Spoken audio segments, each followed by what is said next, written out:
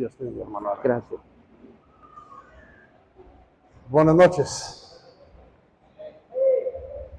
Es un placer poder estar aquí esta noche.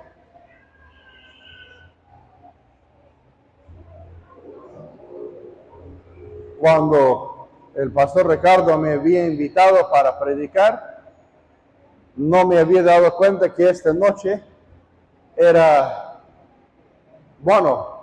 el día de más significado para todos los creyentes. Porque primero es el día más significante, era el nacimiento de Jesús. Pero el apóstol Pablo dice algo cual cambia todo el concepto de cada ser humano cuando digo que si Cristo no hubiera resucitado, vana sería nuestra fe. ¿Por qué? Porque nosotros creemos en un Cristo resucitado. Es cierto, vino a la tierra.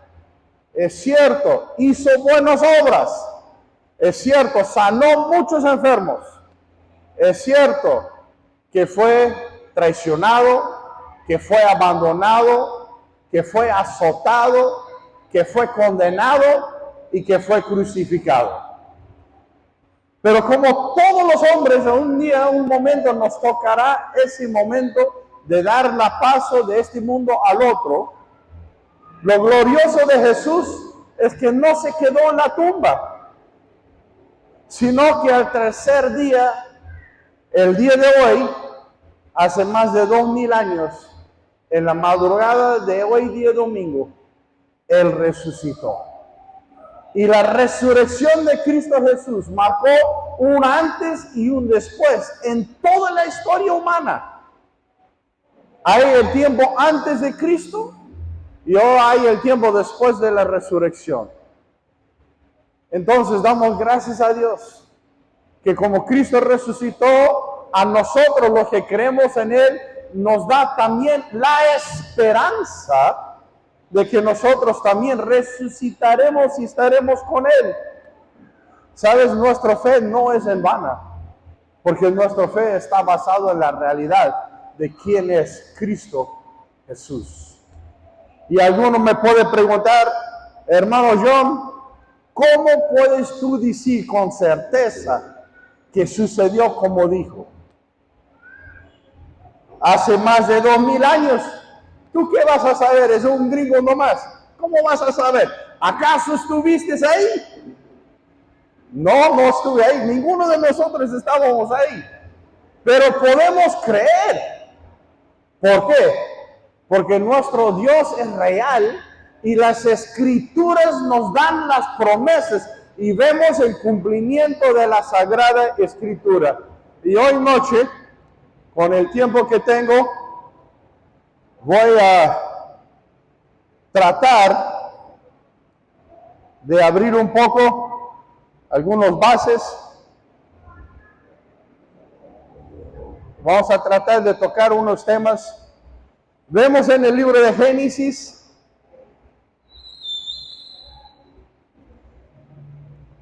¿alguien trajo su Biblia? Para predicar me gusta esta Biblia. Para estudiar uso este. Pero para predicar me gusta este. ¿Por qué? Este no se le acaba la pila. Este siempre está. Se le abre y se le ve. Amén. A ver, antes de comenzar, vamos a hacer una declaración. Declaren conmigo, yo creo todo lo que la Biblia me dice. No importa lo que diga la gente, no importa lo que diga mi circunstancia, no importa lo que diga el diablo. Soy creyente y creo que voy a recibir lo que Dios tiene para mí. Amén y amén. Una linda declaración de fe. ¿Por qué? Yo creo que la Biblia es la Sagrada Escritura. No importa lo que diga la gente, no importa lo que diga mi circunstancia. ¿Por qué? A veces mi circunstancia me dice que no. ¿Cuántos han sentido un dolor que realmente dolió? Yo siento el dolor de mis hermanos venezolanos que están aquí colombianos, peruanos que perdieron su amigo hace 11 días. Siento ese dolor. Hace un poco tiempo, un par de años, yo perdí a mi papá. Mi papá, tremendo hombre de Dios. Yo le he visto al filo de la muerte mínimo 4 veces y cada vez Dios le sacó y lo levantó otra vez. Y cuando le dio la enfermedad de la COVID, yo oré por él, confiando que Dios le va a levantar un testimonio más, dije yo. Y en menos de una semana él partió con Dios. Me dolió mi corazón. Y me hizo muchas preguntas y le tuve que hacer a Dios.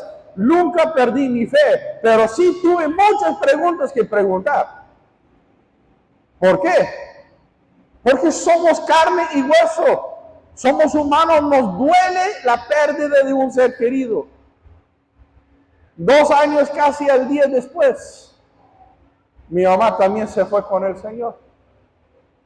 También oré por mi mamá, sabiendo que Dios le va a tocar. Y es un milagro, Dios le tocó. Ella tenía un tumor en el cerebro, ni siquiera sabía que lo tenía. Cuando le han diagnosticado, le han dado 3 meses. Y justo 3 meses. Lo milagroso es, nunca perdió su facultad, nunca perdió su hablar, nunca perdió su habilidad de reconocer y nunca tuvo ni un solo dolor. Me habían dado una bolsa de medicinas para estar dándole a mi mamá y nunca ni siquiera tuve que abrir la bolsa. ¿Por qué? Porque Dios es misericordioso. No entendemos por qué, pero confiamos que Él lo tiene en control. Dios sabe lo que hace. No entendemos, pero confiamos que Él tiene un plan, que Él tiene un propósito. Y hoy noche quiero hablar de eso. En el libro de Génesis, disculpe hermano, no te pregunté cuándo debo de terminar. Ok, mañana pues. Libro de Génesis capítulo 12, vemos acá el padre Abraham. Padre Abraham fue un hombre que fue llamado de parte de Dios en una época que el pueblo estaba separado de Dios. No confiaban en Dios, estaban mirando otros ídolos, estaban adorando cualquier cosa. Y padre Abraham fue llamado de parte de Dios y él escuchó a Dios, creyó a Dios, confió en Dios y de él viene toda nuestra fe. Por eso se le dice Padre Abraham. ¿Por qué? Porque Él es el Padre de nuestra fe. Él creyó a Dios. Cuando nadie más creían en Dios, Él creyó a Dios. De su linaje viene el pueblo de Israel, de su linaje venimos nosotros, los que creemos en Él, en Jesús que digo. Y dice en versículo 2, te haré grande, una gran nación. Te bendiciré, engrandeceré tu nombre y serás bendición. Bendiciré a los que te bendigan y maldiciré a los que te maldicen. Y serán benditas en ti todas las familias de la tierra.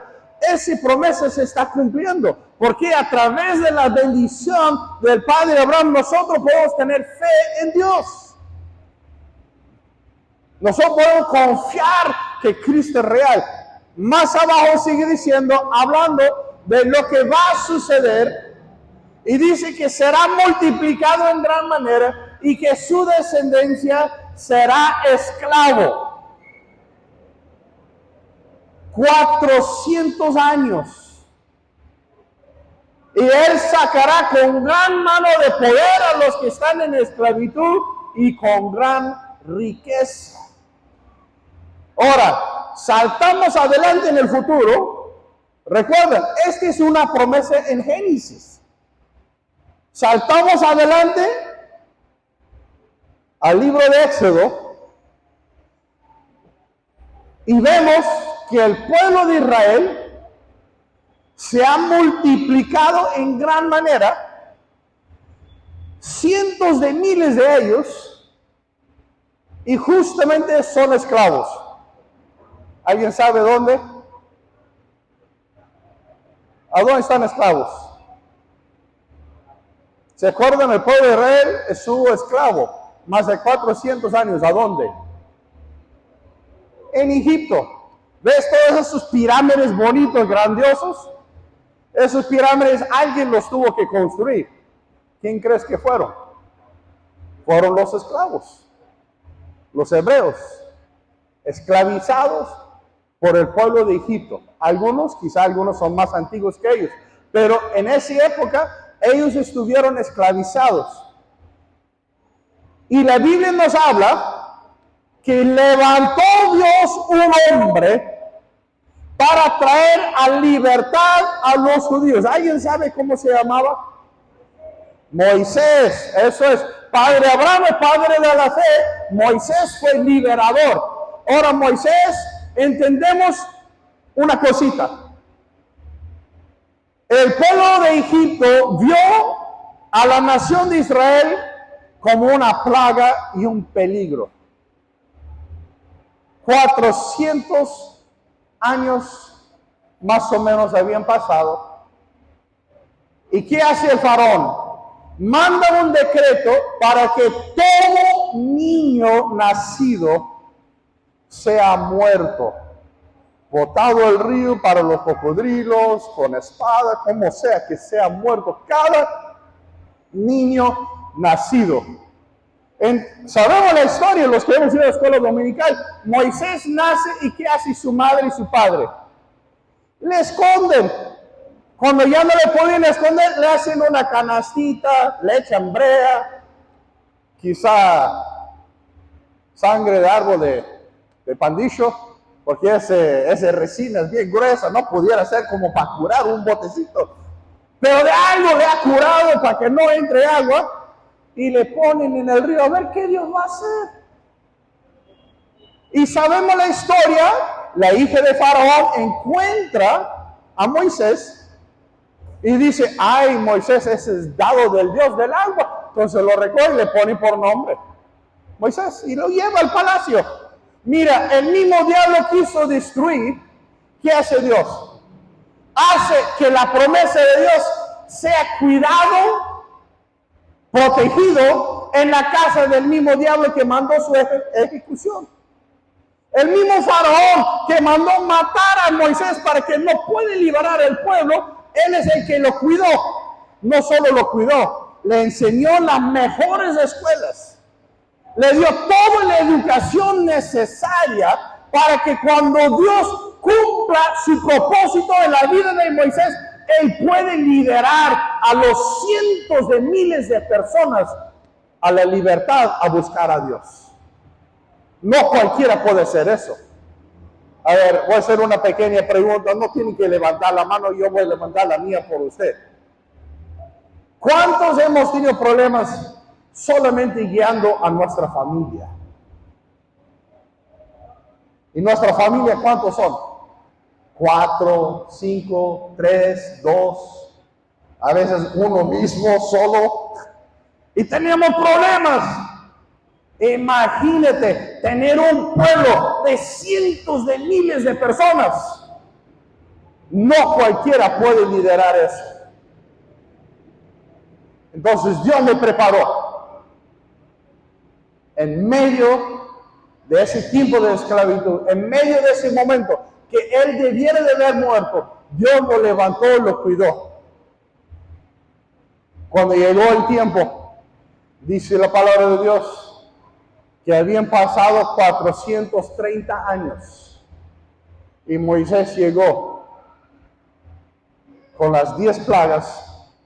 La última plaga era la muerte de todo primogénito de la tierra de Egipto. Todo primogénito murió. La 10ª plaga. Animales, hijos, hijas, todo primogénito murió. Pero Dios tenía una salvación para su pueblo. ¿Cuántos saben lo que es la salvación?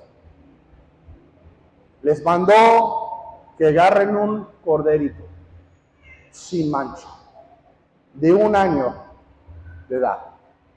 le cuiden en la casa, que se haga parte de la familia.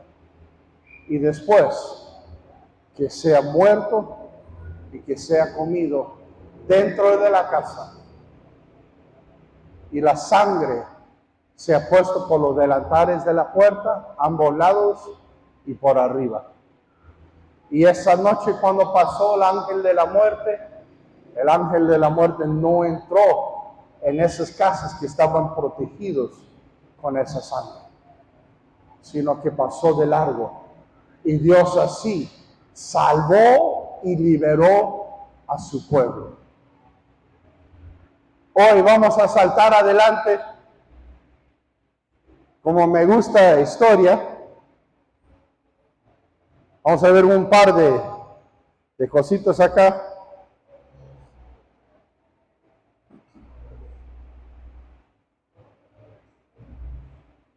La primera Pascua sucedió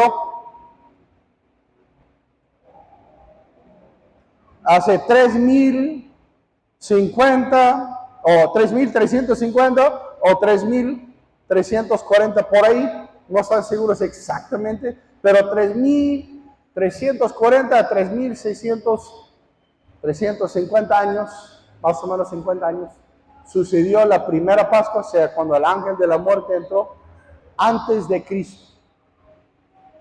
Entonces, hoy estamos en ¿qué año? 2024. Entonces, estamos hablando 5.300, casi 5.400 años atrás. Sucedió la primera Pascua. Ahora, tú me puedes preguntar, ¿cómo sabes tú que la resurrección de Cristo es real? ¿Cómo sabes tú que la Biblia es verdadero?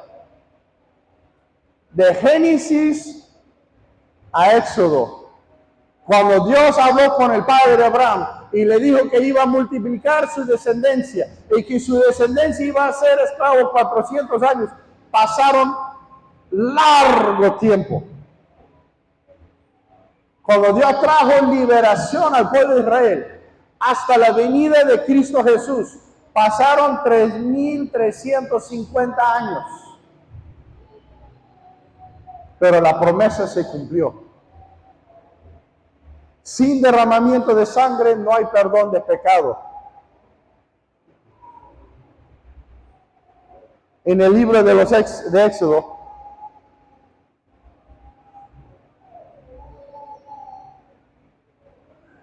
Éxodo capítulo 12,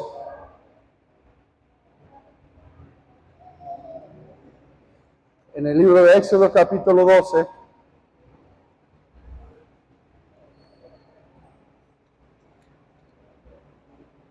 acá es a donde Dios habla a Moisés y a Aarón en la tierra de Egipto y les da todas las instrucciones de lo que van a hacer para que no mueran y para que sean liberados de la condena de la esclavitud.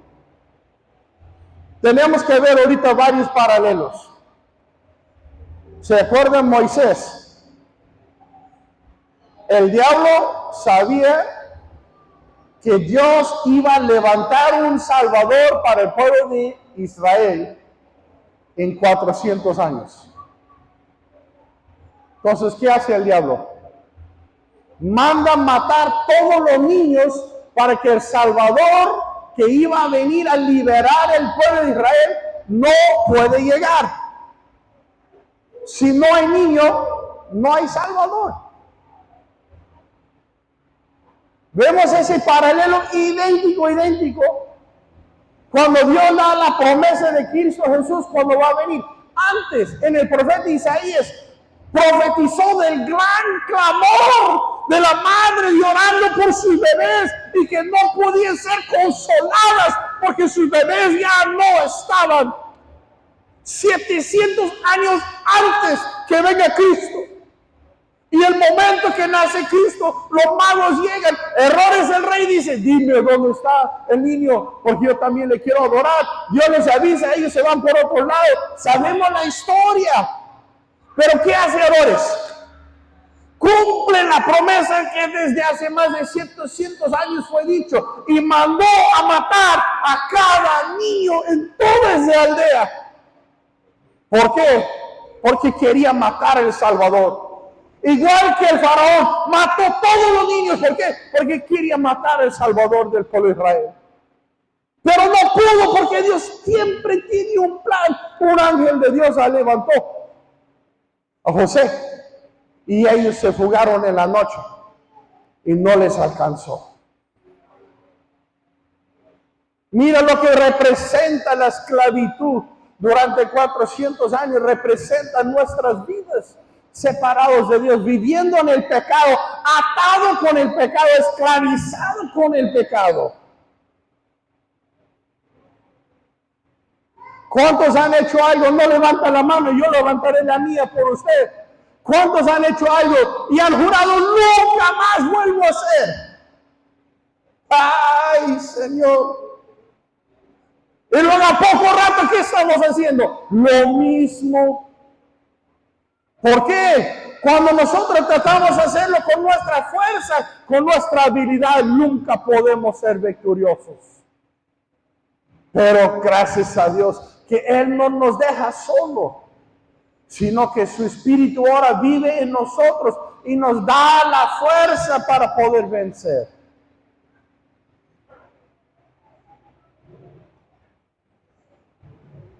Herodes manda matar a todos los niños. Y ese clamor se levantó y como lloraban las madres, no podían ser consoladas, porque sus bebés ya no estaban. Vemos que el diablo hace la misma cosa, vez tras vez tras vez, nunca aprende. ¿Por qué? Porque Él no es omnipotente, no es omnipresente, solo lo es nuestro Dios. Como Cristo vino para morir en la cruz. En el libro de Éxodo, capítulo 12. Éxodo capítulo 12, versículo 14 nos dice: y este día os será en memoria y lo celebrarás como fiesta solemne para Jehová durante vuestras generaciones. Por estatuto, ¿qué dice? ¿Qué significa perpetuo? Para siempre. ¿Sabes? Todos los años, desde más de 5,000 años, este día, que viene a ser el día 14 de Nisi, que es el primer mes del año judío, calendario judío, distinto que la nuestra. Por eso nuestra fecha de la Semana Santa cambia todos los años, pero en el calendario judío nunca cambia, siempre es el día 14 del mes de Nisi, primer mes del año, es el primer mes del año en el calendario hebreo. Siempre es el mismo fecha, siempre. ¿Por qué?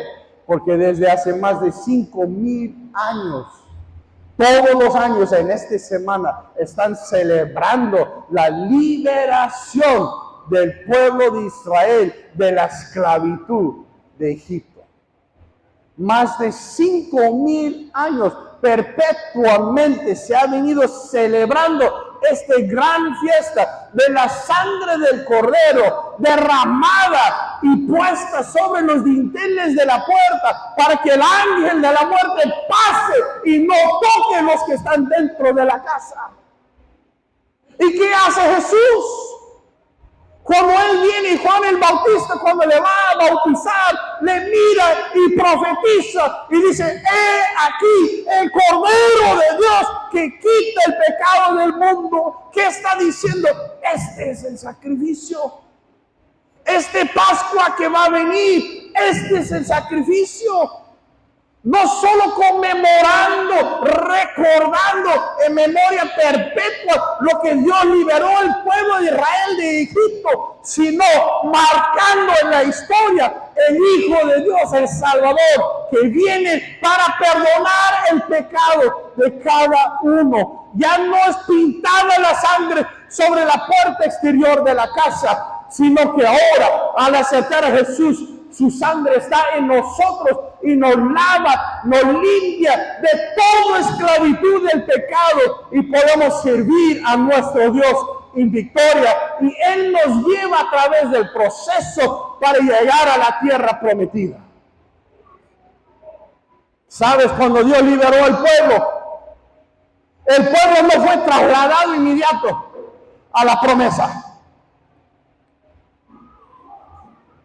A veces nosotros, cuando recibimos a Cristo, no se manifiesta inmediato la promesa de Dios en nuestras vidas. ¿Por qué? Porque a veces somos reacios, como el mismo pueblo de Israel. Al pueblo de Israel le costó 40 años en el desierto.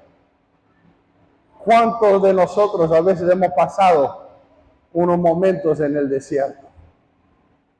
Hasta que hemos dado cuenta que seguir a Dios es lo mejor. Seguir su plan, seguir su palabra es lo mejor. Lo bonito que vemos de todo el proceso es que Dios nunca abandonó a su pueblo,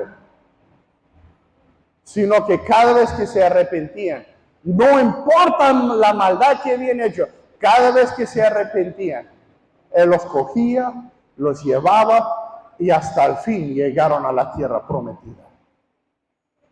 Y eso es nuestro Cristo. Él no nos deja. Él está con nosotros siempre y para siempre. Y cada vez que nos arrepentimos de nuestra maldad, Él nos acoge, nos agarra, nos abraza, nos ayuda hasta que podemos llegar a la promesa que Él tiene para nosotros. Cristo es el Cordero de Dios. Él es el sacrificio de la Pascua. Y dice en versículo 13 que la sangre es la señal en las casas. Y es la sangre de Jesús que es la señal en nuestros corazones. Porque solo hay un camino para salvación. ¿Cuál es Cristo Jesús? El tiempo que Cristo vino al mundo pudo haber sido en cualquier momento de la historia. Pero Dios no lo eligió así. Dios eligió que Cristo venga en el tiempo del dominio de los soldados romanos. Cristo vino a la tierra en el tiempo a donde Roma eran conquistadores de la tierra prometida de Israel. Cristo vino en un momento a donde no había gran libertad. Él anduvo toda la vida lo que Él hizo y luego murió en esa cruz. ¿Sabes? Él murió en la cruz del Calvario. Fue colgado y fue derramado su sangre en la cruz del Calvario en el mismo día que se celebra la Pascua. No fue en otro momento. Estaban haciendo ya esta celebración 3,350 años aproximadamente. El pueblo de Israel todos los años se reunían en Israel, en Jerusalén y en cada casa y celebraban el tiempo de la Pascua, a donde Dios liberó al pueblo y salvó al pueblo con la sangre del Cordero tocado sobre la puerta. Y en esa misma fecha, a esa misma hora, cuando debían de sacrificar al Cordero, Cristo fue colgado en la cruz. Y su sangre fue derramada sobre ese madero que representa la puerta para cada uno de nosotros poder entrar a la salvación. ¿Cómo puedo decir que creo que la Biblia es real? Porque es imposible que estas cosas sean consecuencia. No suceden al azarmente.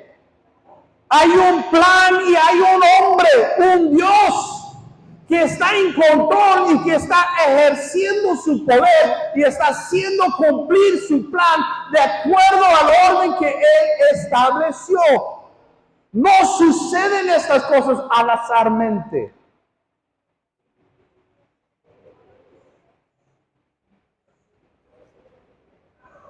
Y desde el momento de la crucifixión de Jesús. El libro de Mateo. Vamos a ver el libro de Mateo.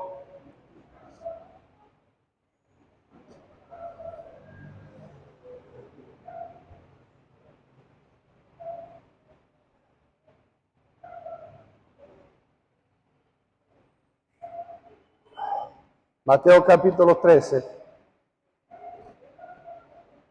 Mateo, Marcos, Lucas y Juan, todos relatan esta historia.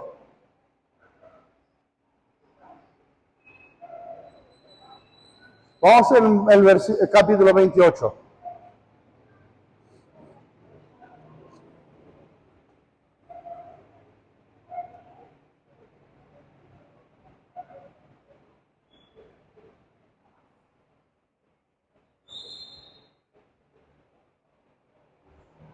Durante toda esta última semana de Jesús,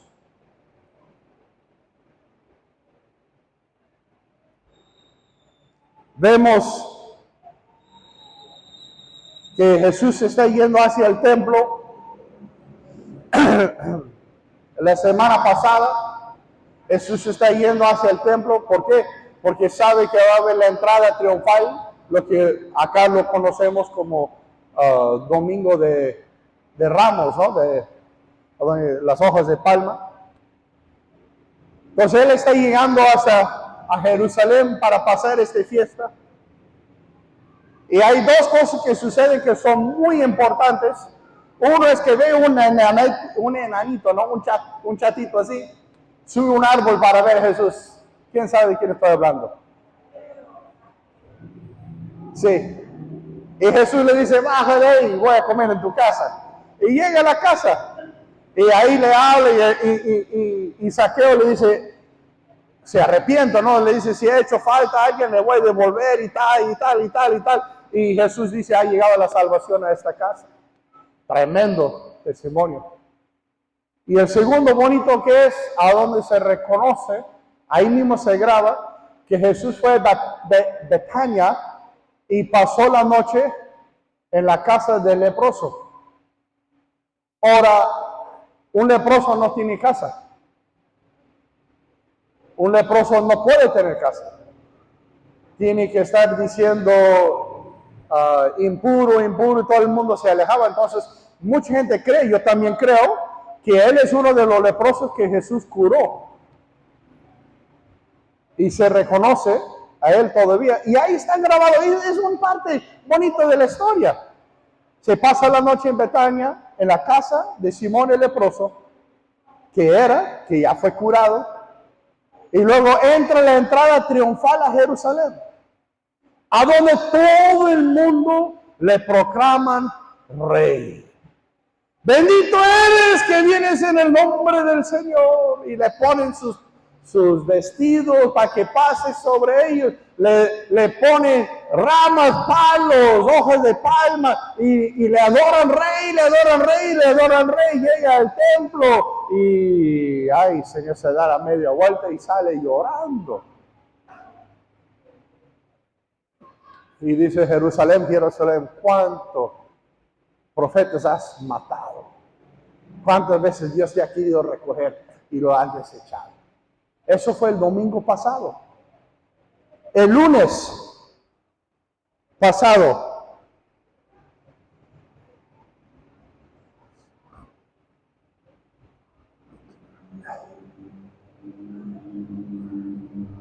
Jesús va al templo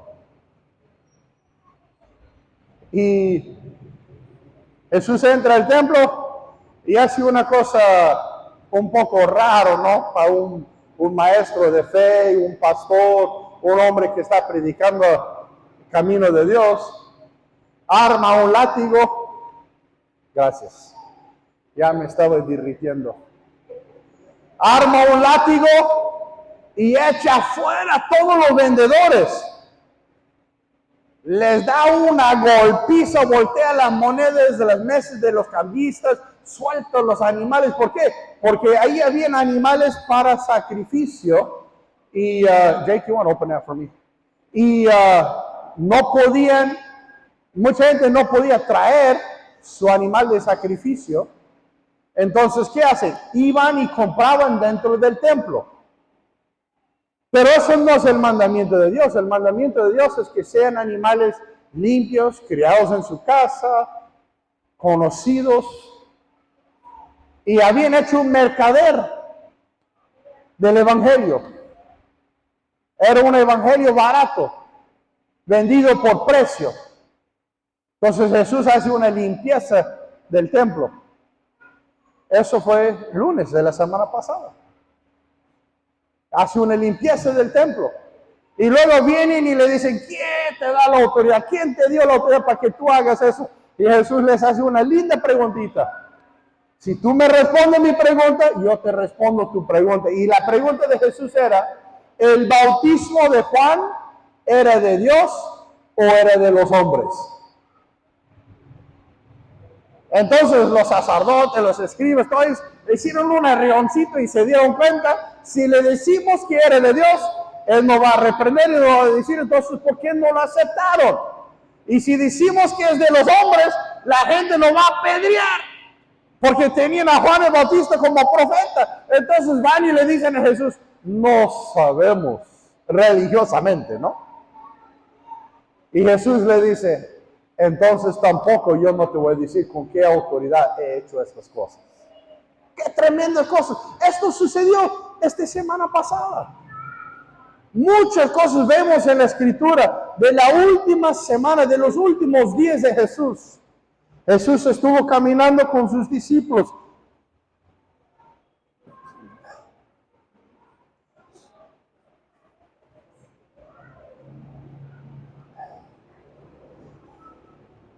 Vemos el jueves la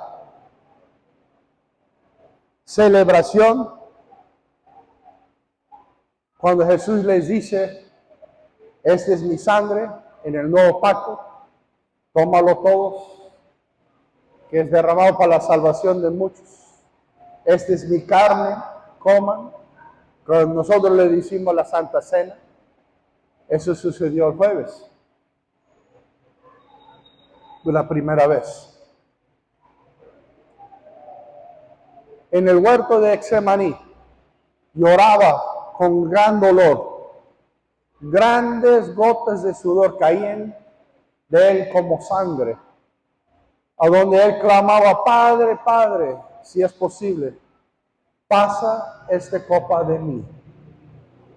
¿Qué está diciendo? Si hay otra manera de salvar a la humanidad, vamos a hacerlo de esa forma.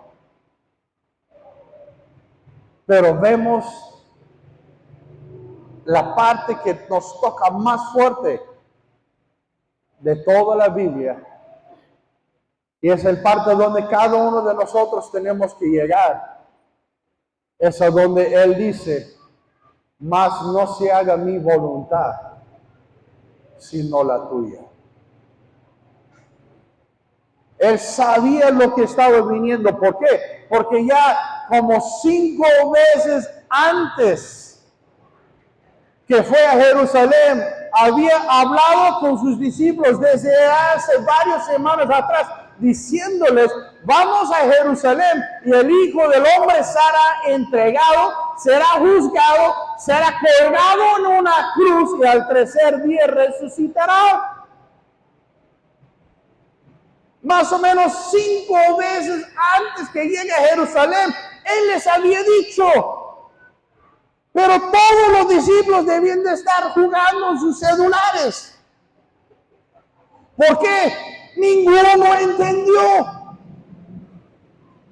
Él les había dicho más de 5 veces durante ya varias semanas que está yendo a Jerusalén, que le van a enjuiciar, que le van a condenar, que le van a crucificar y que al tercer día va a resucitar. Y ninguno de ellos se dieron cuenta.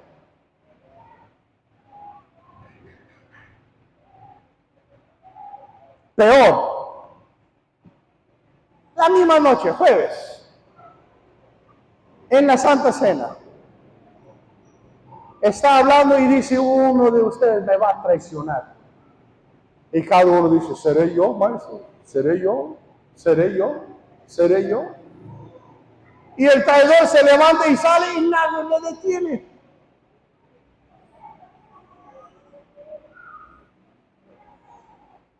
Pero sabes, hermano y hermana, y amigo o amiga que nos escuchas esta noche, todo sucedió por un propósito. Cuando estaba ante Poncio Pilato el día viernes en la mañana y Poncio le dijo, no sabes que tengo poder para liberarte o condenarte, Jesús le dijo, no tienes ningún poder que no te has dado de mi Padre. Por esta razón yo he venido. Él sabía lo que le iba a pasar. Sabía el sufrimiento, sabía los latigazos, sabía los golpes. Dice que fue tan desfigurado que no se le podía reconocer como hombre. Y así le pusieron en la cruz el día viernes. Pero gracias a Dios que el día domingo estaba viniendo. Puede ser que estemos nosotros en un día viernes, en nuestro caminar, en nuestro vivir. Quizás estamos sin esperanza, quizás no tenemos una vista hacia el futuro, quizás solo vemos el sufrimiento de una cruz, quizás estamos cargando algo que hemos hecho en nuestras vidas y no podemos ver más allá. Pero gracias a Dios que tu día domingo está viniendo. ¿Qué estoy diciendo? No tienes que quedar con la carga de la cruz. No tienes que quedar cargando la maldición que has hecho por el pecado que te ha llevado a la carga de la cruz. Porque Cristo colgado en esa cruz pagó el precio con su sangre derramada para que tú y yo podemos andar en libertad con Dios. El precio por cada pecado fue pagado en esa cruz del Calvario. Con cada gota de sangre que se derramó del cuerpo santo sin pecar de Jesús, pagó el precio para tu salvación y para mi salvación. No hay nada que nos puede separar del amor de Dios. Su sangre lo paga todo.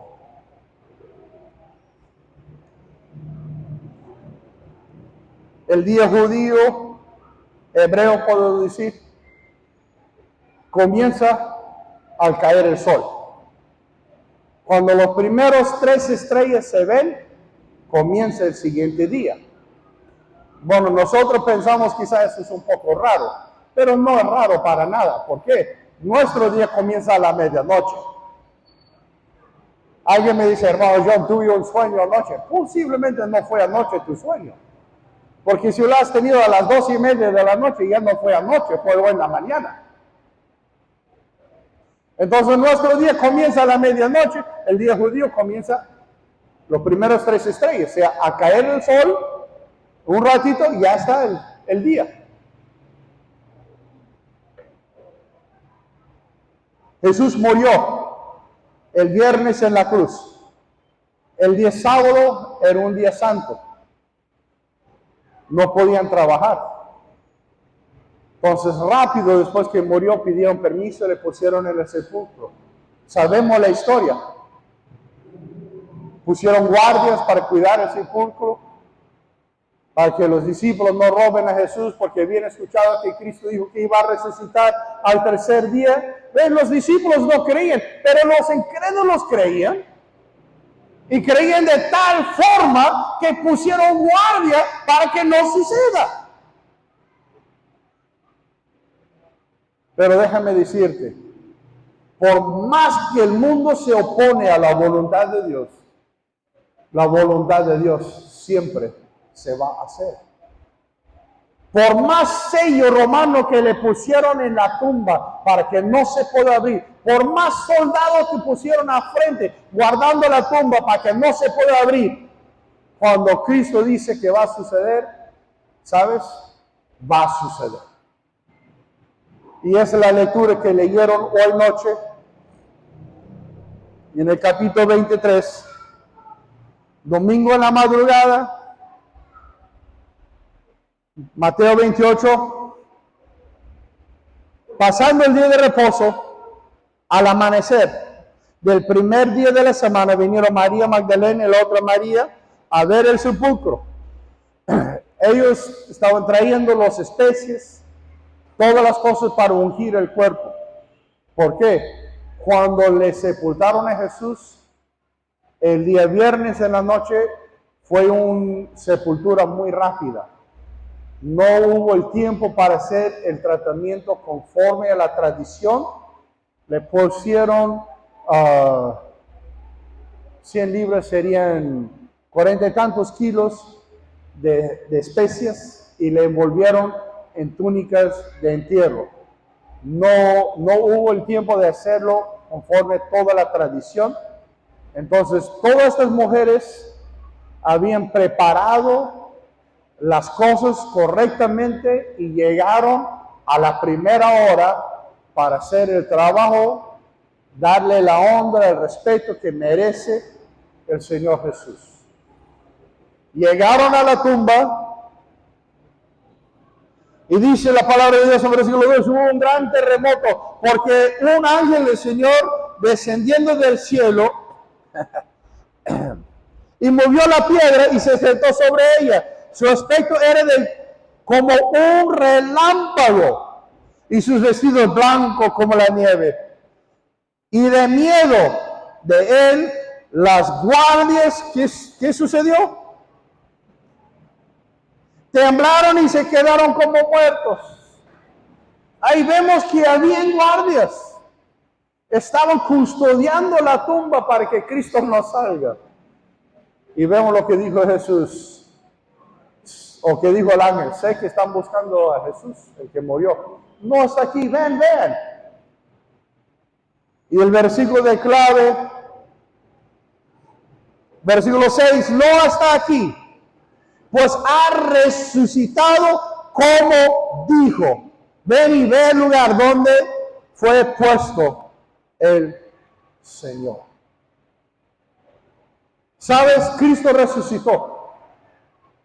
Hoy día, hace más de 2000 años, en esta madrugada, Cristo salió de esa tumba victorioso y vencedor.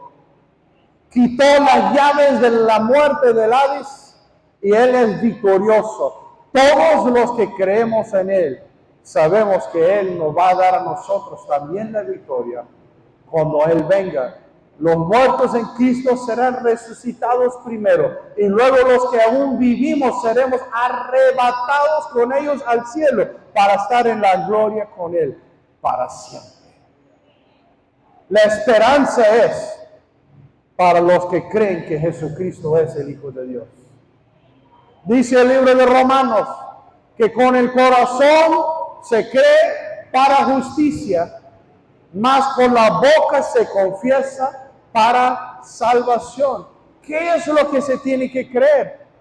Se tiene que creer que Jesucristo es el Hijo de Dios, que Él vino, anduvo, que murió y que resucitó para nuestra salvación. Les invito a que se pongan de pie todos, por favor.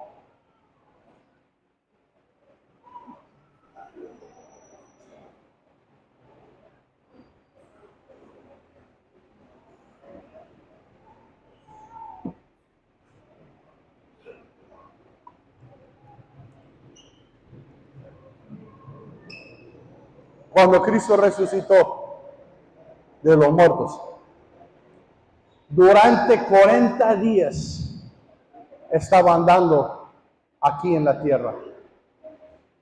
Durante 40 días fue visto por más de 500 personas que dan testimonio de la resurrección de Cristo. Y cuando Pablo relata la historia al gran gobernador Teófilo, Pablo le habla de los 500 personas que habían visto a Cristo después que murió durante esos 40 días. ¿Cómo puedo decir yo que creo y confío que Cristo resucitó? Porque las pruebas son infalsificantes. No se pueden falsificar. Mi español a veces todavía me agarra. Las pruebas no se pueden falsificar. Más de 700 años antes que venga Jesús, fue profetizado que un virgen concibiría y que daría a luz a un niño y que él sería el Cristo, el Salvador. Toda la forma de su vida, hasta su muerte en detalle, fue profetizado más de 700 años antes que él venga.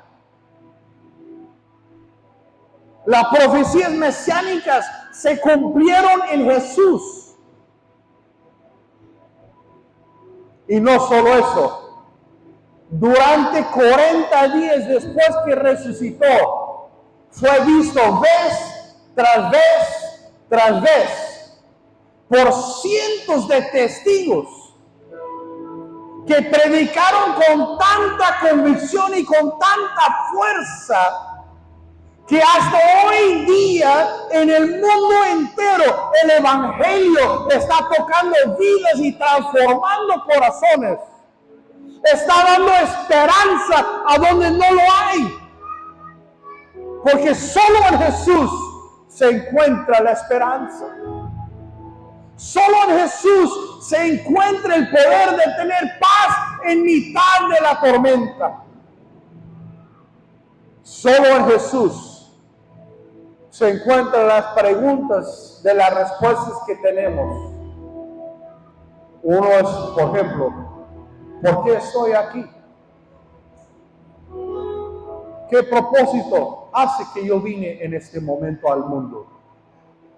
Jesús tiene la respuesta. En esta noche yo quiero hacer la pregunta. Si hay alguien aquí que no tiene a Jesucristo como su Señor y Salvador, o quizá en algún momento tú has hecho una declaración de fe, pero te has apartado de Dios. Este es tu noche de reconciliación. Este es tu momento de ponerte a cuentas con el Dios Todopoderoso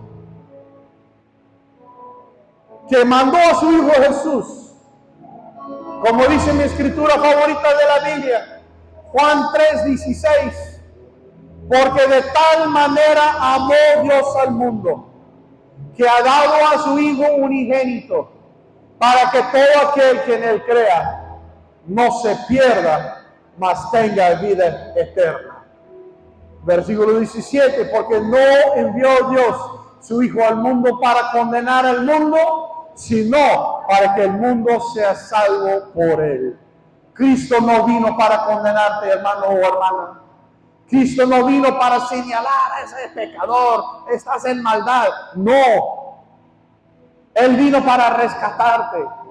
Él vino para darte esperanza. Él vino para que tú puedas tener convicción y fe que Él te tiene de la mano y que Él te va a ayudar a pasar cualquier problema que hay en tu vida.